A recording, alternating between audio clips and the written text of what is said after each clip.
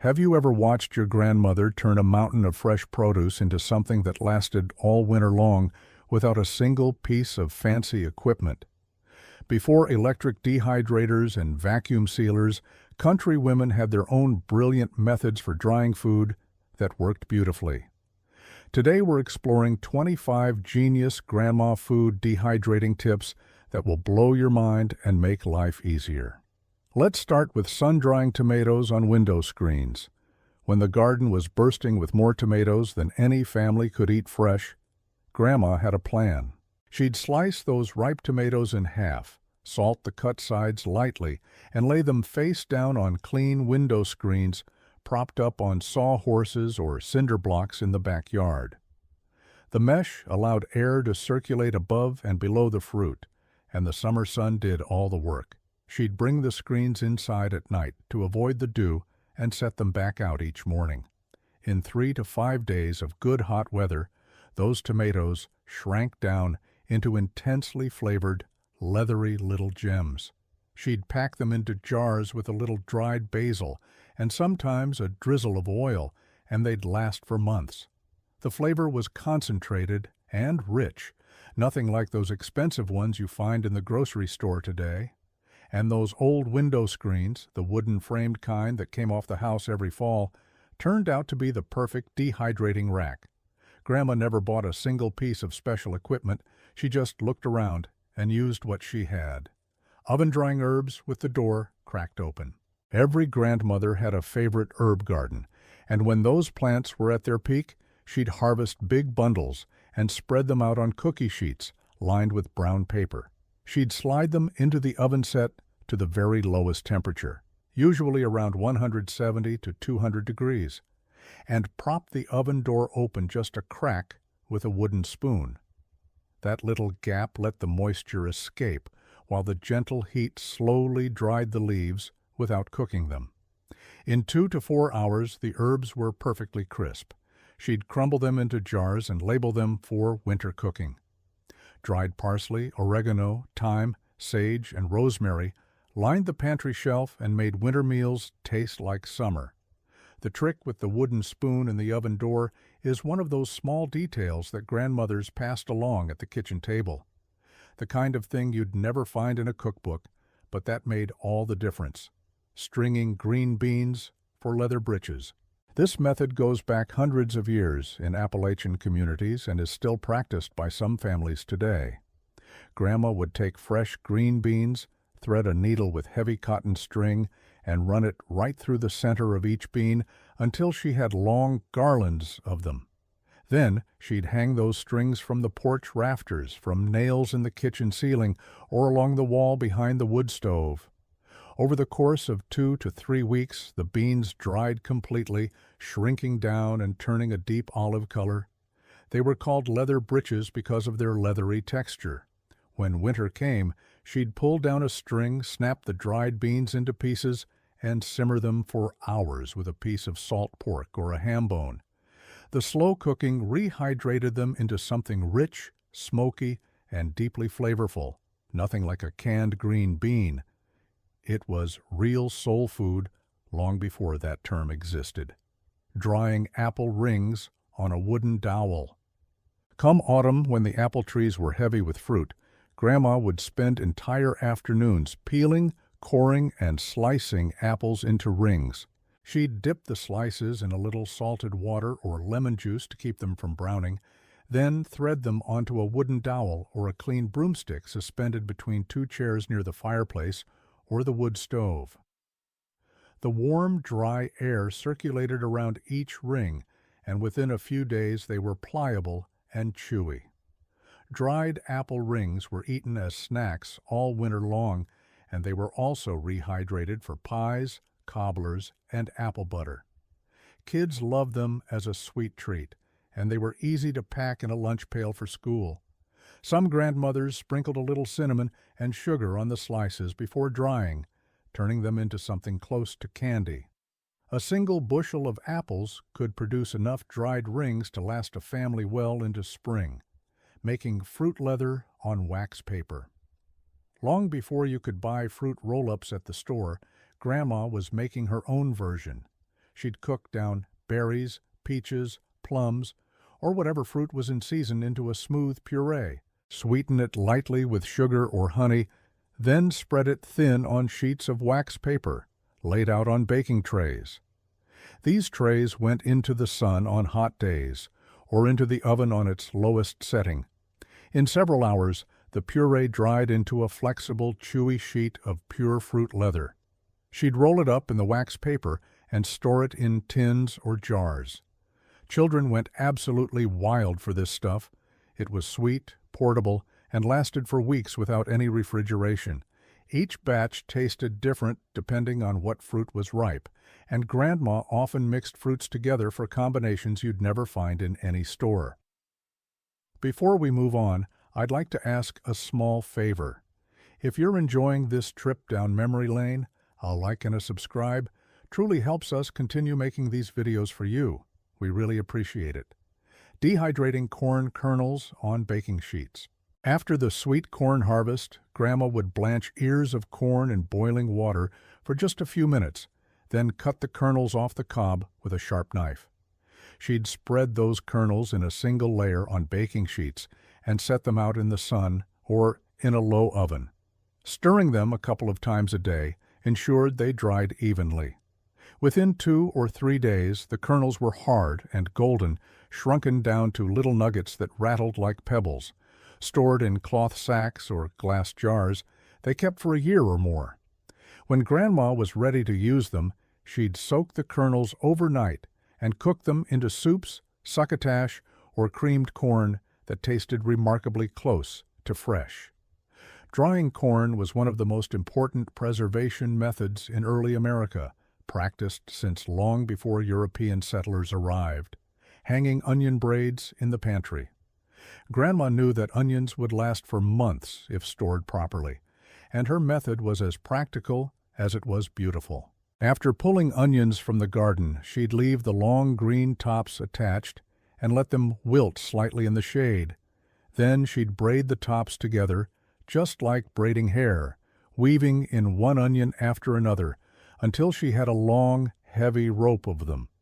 These braids hung from hooks in the pantry, the cellar, or the kitchen wall, where air circulated freely. The dry air kept the onion skins papery and firm, and Grandma would simply snip one off the bottom of the braid whenever she needed it for cooking. A well-made onion braid could last from harvest all the way through winter and into early spring. Drying hot peppers on a thread. Similar to the onion braids, Grandma would string hot peppers, cayenne, Tabasco, chili, onto heavy thread, using a needle pushed right through the stem end. These colorful strings of peppers, called ristras in the Southwest, hung in the kitchen or on the porch where warm air dried them over several weeks. The dried peppers could be crumbled into soups and stews, ground into powder with a mortar and pestle, or rehydrated whole for sauces. A single string of dried peppers provided heat and flavor for an entire winter's worth of cooking. In many families, those pepper strings became part of the kitchen decoration, hanging there year after year and adding a splash of deep red color to the room. Salting and sun-drying fish fillets. In families near rivers, lakes, or the coast, Grandma would fillet fresh fish, rub the pieces generously with coarse salt, and lay them on wooden racks in direct sunlight. The salt drew moisture out of the fish while the sun and wind finished the drying process. In 2 to 4 days, the fillets were stiff and dry. She'd stack them in a cool, dry place, and they'd keep for months. When it was time to eat, she'd soak the dried fish overnight to remove the excess salt, then cook it into chowders, fish cakes, or simply fried with cornmeal. This method was essential in coastal communities before refrigeration, and families who grew up eating salt-dried fish say the flavor was robust and satisfying in a way that frozen fish never quite matches. Making beef jerky over the wood stove. Grandma didn't need a dehydrator to make jerky. She'd slice lean beef or venison against the grain into thin strips, rub them down with salt and pepper, and drape them over the warming rack above the wood stove or hang them from hooks near the stovepipe, where the rising heat created a natural drying zone. The steady, gentle warmth dried the strips in a day or two. Some grandmothers built small wooden drying racks that sat right on top of the stove at a safe distance from the firebox. The jerky came out firm, chewy, and deeply flavored. It was tucked into coat pockets for long days of work, packed in saddlebags, and kept in pantry jars as an emergency protein source. It was the original energy bar. Which of these grandma tricks do you remember from your own childhood? Let us know in the comments. Dehydrating mushrooms on a string. When Grandma found a good patch of wild mushrooms, morels, chanterelles, or puffballs depending on the region, she'd clean them gently and thread them onto a string with a needle, leaving space between each one so air could circulate. These mushroom strings hung near the stove, by the fireplace, or in a sunny window. Within a week, the mushrooms were completely dry and light as paper. She'd store them in jars or cloth bags, and they'd last a full year. Dropping a handful of dried mushrooms into a pot of soup or gravy released an incredible depth of flavor, earthy, rich, and concentrated. Dried mushrooms actually taste more intense than fresh ones because removing the water concentrates the natural compounds responsible for that savory quality. Drying pumpkin strips on the porch railing. After the fall pumpkin harvest, Grandma would peel and seed the pumpkins, then slice the flesh into long, thin strips. She'd drape these strips over the porch railing, over a fence rail, or on drying racks in the yard. The autumn air, cool and dry, was ideal for slowly dehydrating the pumpkin over the course of a week or so. The dried strips could be stored in sacks or jars and later simmered in water to make pumpkin puree for pies, soups, and breads all winter long. This method meant Grandma didn't have to rely on canning every single pumpkin. Drying was faster, simpler, and took up much less storage space than rows of jars. Blanching and drying peas on cloth. Shelling peas was a family affair, often done on the front porch with a big bowl shared between Grandma, the children, and whoever else was around. After shelling, Grandma would blanch the peas in boiling water for just 2 minutes, drain them, then spread them out on clean flour sack towels or cheesecloth in the sun. She'd stir them gently once or twice a day as they dried, and within 3 or 4 days they were hard, wrinkled, and ready for storage. Dried peas went into soups and stews all winter, simmered slowly until they were tender and creamy. Split pea soup with a ham bone was one of those cold weather meals that warmed you from the inside out, and it all started with Grandma's dried peas from the summer garden. Pressing and drying cottage cheese curds. This one might surprise you. Grandma would make fresh cottage cheese from raw milk, then press the curds in cheesecloth to squeeze out every drop of whey. She'd crumble the dry curds onto trays and set them out to dry completely in the sun or near the stove. The result was a hard, dry cheese that could be stored in jars for months without refrigeration.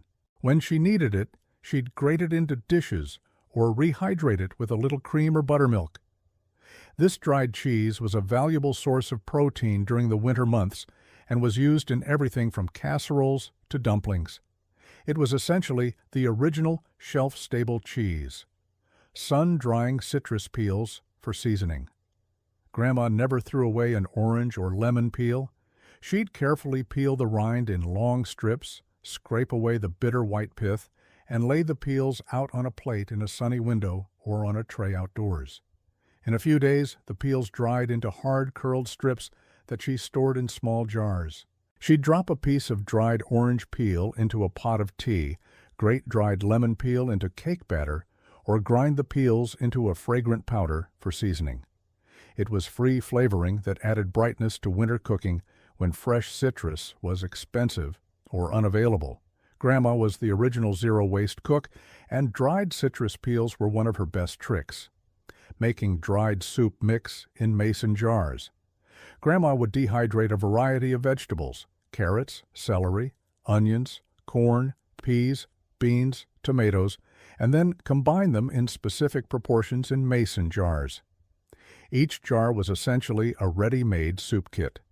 When she needed a quick meal, she'd dump the contents into a pot of water with some salt pork or a ham bone and let it simmer.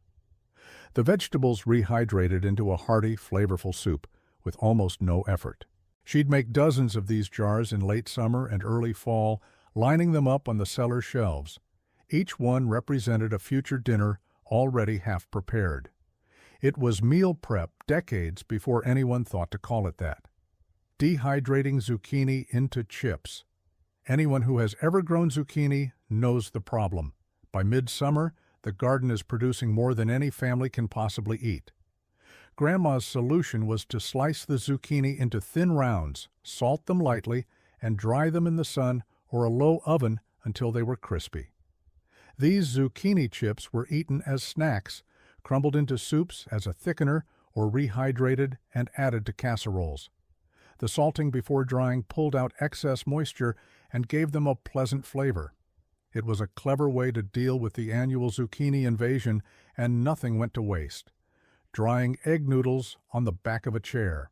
Homemade egg noodles were a staple in Grandma's kitchen, and her drying method was charmingly simple. She'd mix flour, eggs, and a pinch of salt into a stiff dough, roll it out thin on a floured table, and cut it into strips. Then she'd drape those noodles over the back of a kitchen chair, over a clean broomstick between two cabinets, or across a flour sack towel spread on the table. The noodles dried in the open air within a few hours. Once completely dry, she'd bundle them loosely and store them in a tin or a paper sack. They kept for weeks and cooked up in just minutes. Those homemade noodles and chicken broth, nothing from a box ever came close. Of all these 25 tips, which one are you most eager to try? Tell us in the comments. Oven drying breadcrumbs from stale loaves. Grandma never threw away bread, no matter how stale it got.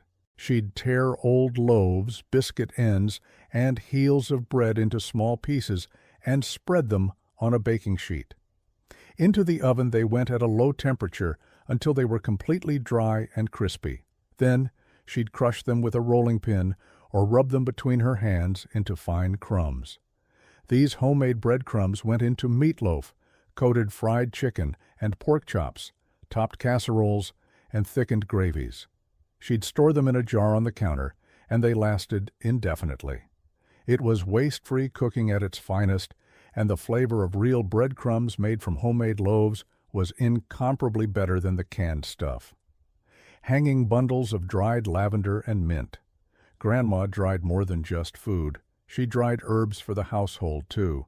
She'd cut bundles of lavender, mint, lemon balm, and chamomile, tie them with string, and hang them upside down from kitchen rafters or porch beams.